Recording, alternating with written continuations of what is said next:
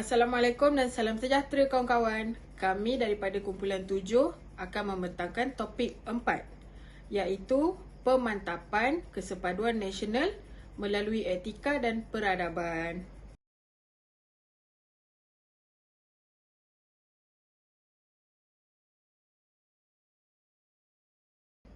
Saya Amira Natasha binti Ahmad Fauzi akan menerangkan tentang objektif pembelajaran. Di akhir topik ini, pelajar akan dapat memahami konsep kesepaduan sosial dan juga konsep kesepaduan nasional. Di samping itu, pelajar juga akan dapat menjelaskan proses dan usaha ke arah mencapai kesepaduan nasional. Seterusnya saya serahkan kepada Nurul Afifah untuk menerangkan tentang konsep kesepaduan sosial.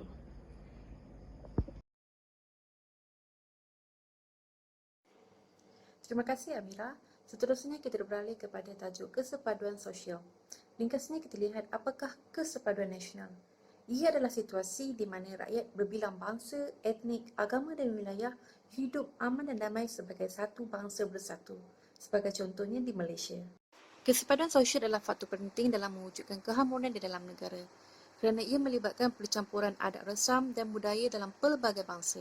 Dengan tahap kesepaduan yang tinggi, akan lahir rakyat yang cinta dan bangga akan tanah air. Seterusnya, masyarakat akan lebih terurus dengan nilai kesepaduan yang tinggi. Antara syarat melahirkan kesepaduan sosial adalah peningkatan taraf hidup yang tinggi seiring dengan majunya teknologi dan zaman, jalinan sosial yang stabil dan selamat dalam masyarakat, rakyat mudah untuk mendapat akses demi kehidupan seharian demi meningkatkan kualiti hidup, interaksi yang aktif dan harmoni dalam masyarakat dengan adanya jalinan yang positif. Semua pihak bersama untuk berusaha melibatkan diri dalam aktiviti sosial atau arus perdana yang baik. Kemudiannya, antara tokoh yang membahaskan mengenai kesepaduan sosial ialah Ibn Khaldun dan David Emil Durkheim. Ibn Khaldun adalah bapa sejarah kebudayaan dan juga sains sosial moden dan beliau telah menghasilkan karya pertamanya iaitu Muqaddimah atau pengenalan. Manakala David Emil Durkheim adalah seorang sosiologi dan juga sains sosial moden yang telah mendirikan sebuah fakulti sosiologi pertama di Universiti Eropah pada tahun 1895. Beralih kepada pandangan tokoh mengenai kesepaduan sosial. Ibn Khaldun menamakan kesepaduan sebagai asabiah, iaitu penekanan kepada kesedaran dalam masyarakat mengenai kesepaduan sosial yang turut menjejaskan semangat kekitaan dalam perpaduan. Manakala Emil mengatakan bahawa satu kesepaduan dalam masyarakat simple sebagai solidariti mekanikal satu persatu dan masyarakat kompleks digelar solidariti organik. Beralih kepada perubahan sosial masyarakat, Ibn Khaldun berpendapat masyarakat berubah ke arah yang lebih kompleks demi keinginan sendiri juga seiring peredaran zaman. Akan tetapi, perubahan dan peningkatan taraf sosial ini menghakis semangat perpaduan dan juga keharmonian masyarakat. Percampuran aktiviti seperti ekonomi dan sosial menyebabkan masyarakat lebih penting kepada diri sendiri daripada masyarakat sendiri. Manakala Emil membahagikan perubahan ini kepada dua, masyarakat mekanikal yang kecil dan organik kelompok yang besar. Sebagai contoh dalam pengkhususan kerja, keburukannya ialah setiap individu bergantung sesama sendiri. Manakala dengan perkembangan teknologi, rakyat dapat bersatu seiring dengan percambahan idea baru. Kawalan sosial adalah kaedah yang wujud demi mengekalkan keamanan masyarakat, mencegah kemungkaran dan setiap kesalahan ada hukumannya. Ia berkait rapat dengan kepercayaan individu seperti adat rasam dan juga agama. Durkheim mengatakan masyarakat mekanikal ini lebih represif dan menghukum terutamanya berkaitan dengan hal agama, manakala masyarakat kompleks lebih bersifat restitutif iaitu terbuka dan menyerah kepada pihak tertentu untuk mengadili kesalahan terlebih dahulu. Ibn Khaldun pula lebih kepada masyarakat yang bersifat individu yang menjaga satu sama lain. Mereka juga perlulah bertindak seiring dengan kepercayaan agama. Kesimpulannya, kawalan sosial yang baik dan teratur adalah pemangkin masyarakat yang harmoni. Seterusnya saya serahkan kepada sahabat saya, Hanizam. Terima kasih Afi. Jadi saya Hanizam bin Mansur akan meneruskan pembentangan bagi kumpulan 7. Seterusnya saya akan pergi kepada slide yang pertama iaitu etika. Etika adalah prinsip moral atau nilai-nilai akhlak yang menjadi pegangan seseorang individu atau kumpulan manusia merujuk kepada Kamus Dewan edisi keempat. Berasal dari perkataan Yunani kuno iaitu ethos, bermaksud kebiasaan, adat, akhlak, sifat pribadi dan watak seseorang atau adat kebiasaannya. Antara etika yang perlu ada dalam diri individu, berkepribadian tinggi, saling menghormati, hidup harmoni antara bangsa dan lain-lain. So, sehingga kita pergi kepada peradaban. Keadaan serta tingkat kemajuan pada kehidupan jasmani dan rohani sesuatu bangsa, masyarakat dan sebagainya. Ia juga merujuk kepada Kamus Dewan edisi keempat. Dipinjam dari bahasa Arab yang bermaksud bertamadun, kepelbagaian kaum dan budaya, mewujudkan budaya peradaban dalam negara. Selanjutnya kita pergi kepada slide yang kedua, etika. Masyarakat yang beretika penting dalam membangunkan sesebuah peradaban.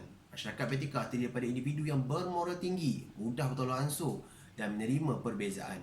Ini memudahkan suatu perancangan dari sudut ekonomi dan perkembangan bidang keilmuan dapat dijalankan dengan lebih berkesan. Seterusnya, yang membentuk tingkah laku dan pergaulan masyarakat seharian dan membendung dan tercetus pelbagai masalah.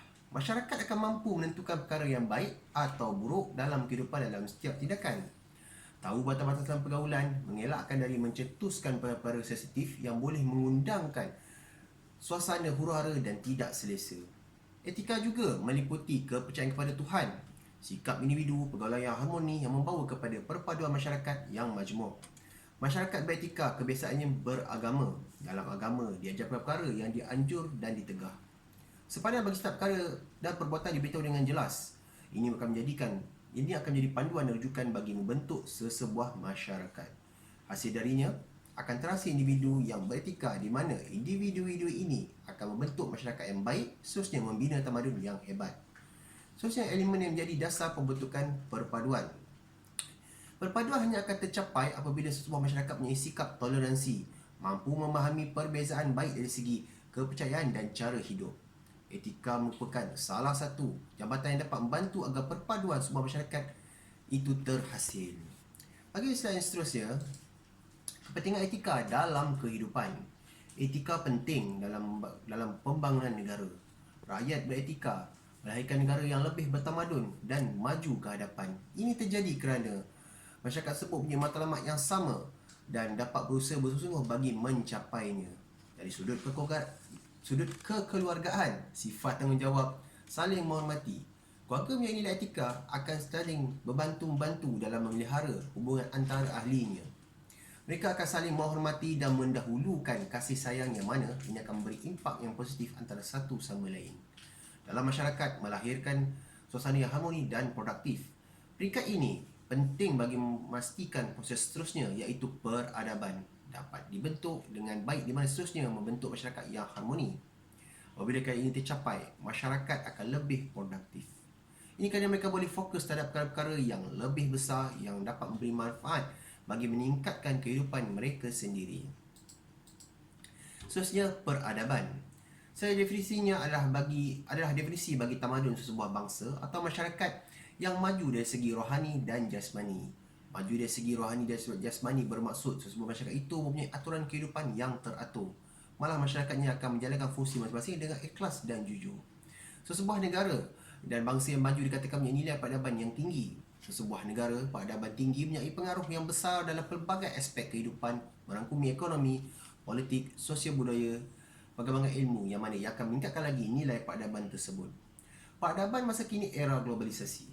Dunia tanpa sepadan menghasilkan peradaban yang mempunyai interaksi dan jaringan hubungan yang bertasi benua dan sepadan negara serta merangkumi seluruh kehidupan. Ya, peradaban.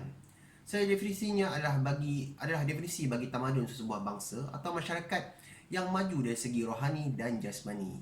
Maju dari segi rohani dan jasmani bermaksud sesebuah masyarakat itu mempunyai aturan kehidupan yang teratur. Malah masyarakatnya akan menjalankan fungsi masing-masing dengan ikhlas dan jujur.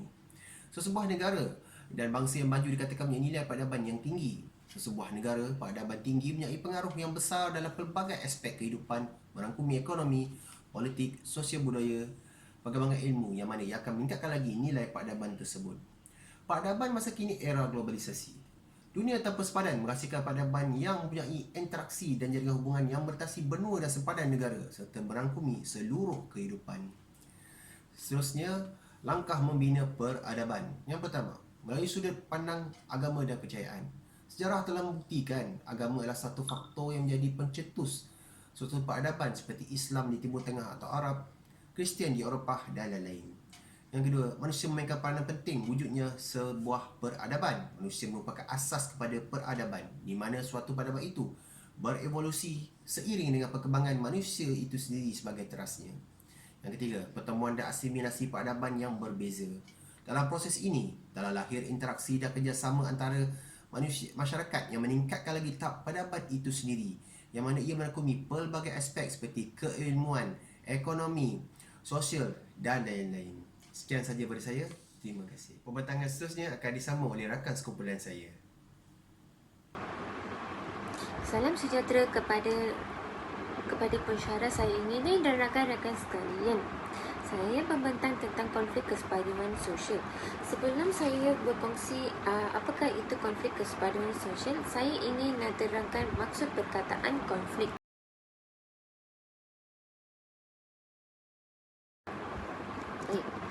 Konflik secara etimologi berasal dari kata kerja Latin con yang bermaksud bersama dan filigree yang bermaksud pelanggaran atau bertentangan.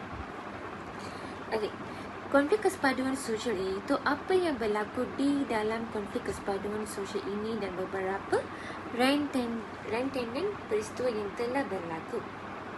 Baik, konflik kesepaduan sosial berlaku apabila nilai bersama dalam kalangan mereka tidak dihayati, dikongsi bersama.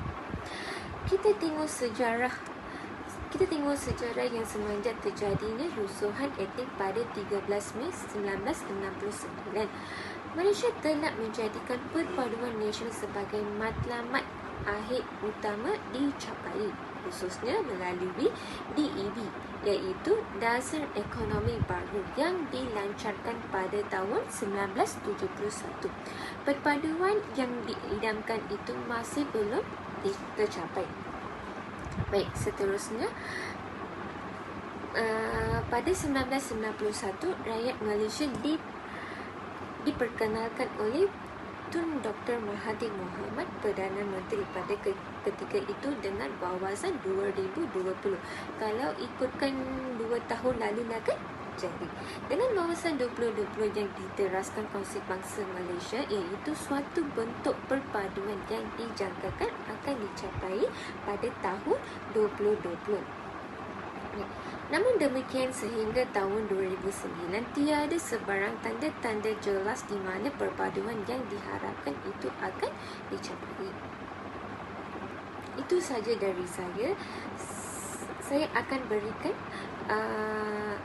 berikan laluan kepada sahabat saya untuk meneruskan pembentangan ini. Thank you. Selamat sejahtera semua. Sekarang saya akan terus menerangkan tentang konsep Satu Malaysia.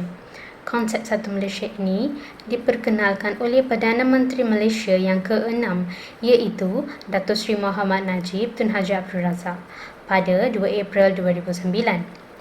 Prinsip utama bagi gagasan Satu Malaysia adalah rakyat didahulukan, pencapaian diutamakan. Lebih merupakan satu konsep dalam bidang pentadbiran yang menyarankan pemimpin-pemimpin kerajaan menjalankan tugas dengan lebih cekap, amanah dan bertanggungjawab demi kepentingan rakyat. Konsep Satu Malaysia ini bermatlamat untuk mengekal dan meningkatkan perpaduan dalam kepelbagaian yang selama ini menjadi kekuatan Malaysia serta rakyatnya, dan kelebihan akan dipelihara sebagai bekalan terbaik kita untuk menghadapi sebarang cabaran. Gagasan Satu Malaysia ini menekankan sikap penerimaan dalam kalangan rakyat berbilang kaum, di mana sesuatu kaum menerima keunikan kaum yang lain seadanya agar kita dapat hidup bersama dalam keadaan saling menghormati sebagai rakyat dalam satu negara. Biarpun perpaduan yang diimpikan masih belum dicapai dalam tempoh 42 tahun dari 1969 hingga 2011 lalu. Namun, kita telah mencapai sesuatu yang signifikan yang menjadi Malaysia negara sebagai contoh kepada banyak negara di Asia, Afrika dan Amerika Latin. Seterusnya, dasar wawasan kemakmuran bersama 2030. Dasar ini diperkenalkan oleh Perdana Menteri yang ke-7 iaitu Tun Dr. Mahathir Mohamad di Pusat Konvensyen Kuala Lumpur pada 5 Oktober 2019. Tujuannya untuk memberi suntikan baharu agar kesepaduan dapat dikukuhkan melalui perkongsian ekonomi yang adil. Wawasan Kemakmuran Bersama 2030 bermatlamat supaya ekonomi Malaysia melonjak kepada ekonomi berpendapatan tinggi di samping memperkasa kuasa beli rakyat. Ia merupakan hala tuju ekonomi negara bagi tempoh 10 tahun yang bertujuan merapatkan jurang pendapatan dan pembangunan antara kelas, kaum dan wilayah. Objektif utama bagi Wawasan Kemakmuran Bersama 2030 ialah pembangunan untuk semua, menangani jurang kekayaan dan pendapatan dan membina negara bersatu, makmur dan bermaruah.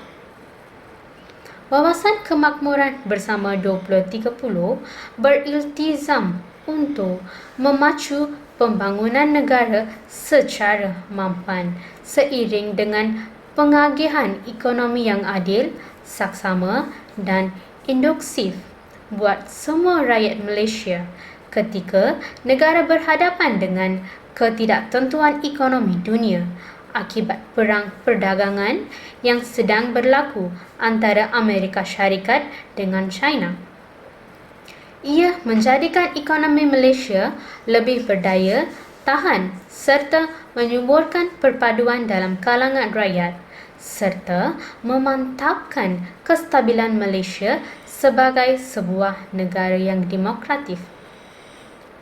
Seterusnya, saya serahkan kepada Nurliza Alia untuk bentangkan tentang dari kesepaduan sosial ke kesepaduan nasional.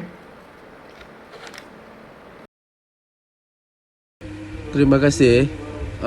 Tajuk seterusnya ialah dari kesepaduan sosial kepada kesepaduan nasional. Pelbagai kaum dan etnik hidup dalam aman. Ia melihat atau terdiri daripada sosio, budaya, agama, adat resam, bahasa dan wilayah yang berbeza. Di Malaysia, isu sensitif melibatkan hubungan kaum semakin meningkat. Ia berpunca daripada teknologi kian berkembang. Contohnya media sosial. Ia boleh menimbulkan rasa kurang senang atau mencetuskan api perkauman. Berdasarkan sejarah, ada beberapa isu perbalahan kaum yang agak besar dan rumit pernah berlaku dalam negara kita. Walau bagaimanapun ia dapat ditangani dan tidak merebak ke tempat lain. Terdapat beberapa punca konflik kesepaduan sosial di Malaysia. Yang pertama ialah tidak mengamal dan menghayati rukun negara, kurang persefahaman antara kaum, tidak ingin atau berminat menghayati budaya kaum lain, ibu bapa tidak mengajar anak-anak dari kecil mengenai sosial budaya kaum lain, kurang berinteraksi dengan kaum lain. Proses kesepaduan sosial. Masyarakat Malaysia perlu selesakan diri dengan kepelbagian perbezaan etnisiti, agama, bahasa, politik, kelas sosial, gender dan antara generasi. Perbezaan perlu diamati dalam diri setiap masyarakat, contohnya untuk keamanan dan kestabilan dalam hidup dan negara. Masyarakat ada hak dalam keamanan. Ia memerlukan perbincangan atau perundingan agar dua-dua belah pihak mencapai keamanan. Seterusnya ialah tahap-tahap hubungan etnik dalam sejarah Malaysia menurut Syamsul Amri 2012. Yang pertama, era konflik selepas Perang Dunia Kedua pada tahun 1945 ke 1950. Yang kedua, era stabil tetapi tegang pada tahun 1961 ke 1970. Yang ketiga, era kesepaduan sosial pada tahun 1971 hingga ke 2011. Dan yang terakhir ialah era kestabilan ekonomi dan politik mendukung kemakmuran. Era stabil tetapi tegang. Stabil tapi tegang dari erti kata lain, pelbagai cabaran masih wujud menguji tahan tidaknya kesepaduan sosial yang dibina oleh rakyat. Satu perjanjian telah dibuat antara kerajaan persekutuan dengan Sabah, tetapi konsep Malaysia itu tidak diterima oleh Indonesia, menganggap Malaysia sebagai neokoloni, iaitu sebuah koloni baru tetapi dalam pemerintahan orang tempatan. Berlakunya rusuhan etnik Melayu Cina di Singapura pada 21 Julai dan 3 September 1964 ketika Singapura masih dalam Malaysia. Pelbagai usaha top-down untuk mengembalikan kepercayaan umum tentang perlunya kesepaduan sosial telah dilaksanakan, seperti penubuhan Majlis Perundingan Rakyat. Era kesepaduan sosial, tetapi berlaku rusuhan etnik Melayu dan India. Ia adalah faktor utama, bukan politik tetapi faktor ekonomi, iaitu kesukaran hidup dan persaingan kelangsungan hidup. Negara dalam keadaan stabil, aman dan harmoni antara semua kaum. Era kestabilan ekonomi dan kestabilan politik bagi mendukung kemakmuran.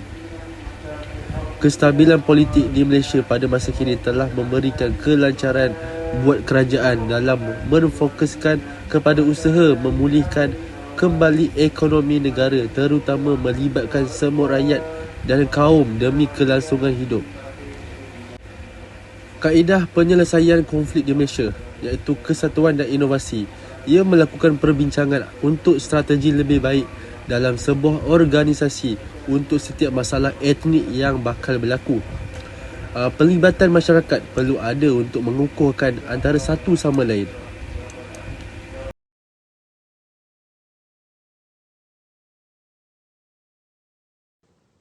Terima kasih pada saudari Rifki. Assalamualaikum dan selamat sejahtera kepada Dr. Ayub dan juga kawan seperjuangan dalam subjek ini. Saya Lisa dan saya akan teruskan perbentangan tajuk ini. Di sini adalah antara kaedah penyelesaian di mana terdapat 4 kaedah, iaitu akomodasi, akulturasi, asimilasi dan amalgasi. Baiklah, akomodasi di mana mempunyai matlamat berbeza tapi membentuk matlamat yang sama untuk memastikan dua-dua pihak puas hati. Matlamat baru dibina capai atau dipersetujui antara dua pihak walaupun pendapat berbeza. Akulturasi pula di mana masyarakat perlu menerima dan mempelajari budaya masyarakat lain supaya tidak mempunyai perselisihan faham. Setengah masyarakat hanya menerima budaya lain bergantung kelebihan yang dapat pada individu masyarakat tersebut. Seterusnya, asimilasi adalah proses penggabungan kebudayaan masyarakat yang berbeza untuk membentuk identiti baru antara masyarakat. Budaya yang baru hasil daripada cantuman dua budaya asalnya, yang minoriti bersedia bergabung atau menyerap dengan majoriti, terbentuklah asimilasi. Akhir sekali, amalgasi merupakan satu proses yang paling tinggi tahapnya yang terjadi apabila budaya atau ras bercampur untuk membentuk jenis budaya dan ras yang baru. Contohnya, seperti perkahwinan, pencampuran antara dua budaya. Langkah mewujudkan kesepaduan sosial antara kaum dapat dilaksanakan dengan menghapuskan unsur negatif antara kaum, baik dari warna kulit, bahasa dan agama. Belajar untuk memahami antara kaum dari segi budaya dan adat resam. Dengan harmoni dan aman, masalah dapat diselesaikan. Penganjuran program yang melibatkan semua kaum amat digalakkan dalam langkah mewujudkan kesepaduan sosial di Malaysia. Kaedah untuk memantapkan lagi kesepaduan sosial di negara kita ini dengan menjadikan rukun negara sebagai teras budaya, menggunakan bahasa kebangsaan sebagai bahasa pertuturan dan menghormati perlembagaan persekutuan. Antara cabaran dalam mencapai kesepaduan nasional ialah perbezaan budaya, ideologi, politik dan jurang ekonomi. Pengaruh media sosial juga antara cabaran yang dihadapi. Tak peliklah jika media sosial boleh dikategorikan sebagai punca perbalahan kaum. Sikap etnosentrik di mana mengagung-agungkan etnis sendiri dan memandang serong pada etnik yang lain. Sikap prasangka pada etnik lain juga antara cabaran yang berlaku kini. Akhir kata, masyarakat Malaysia memainkan peranan dalam membangunkan tamadun di Malaysia. Menghormat etnik atau budaya masing-masing seperti menjalinkan keharmonian, menjaga maruah antara kaum. Paling utama, sistem nilai dapat menyumbang kepada kemajuan dan pembangunan ekonomi negara. Baiklah, seterusnya saya akan serahkan semula kepada saudari Mira. Sekian, terima kasih.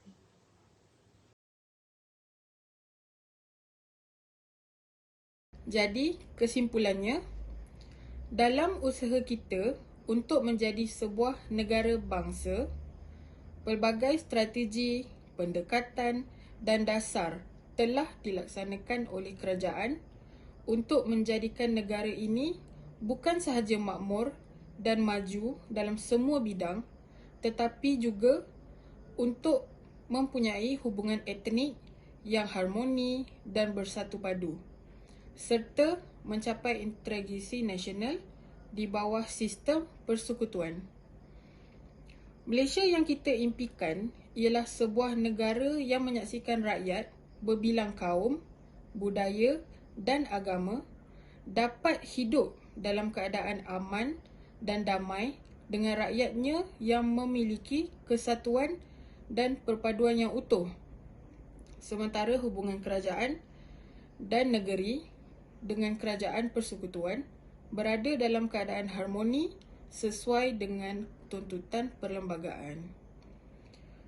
Perpaduan kaum dan integrasi nasional merupakan tunjang kestabilan sosiopolitik di negara ini yang dapat menjamin kemajuan dan keutuhan bangsa.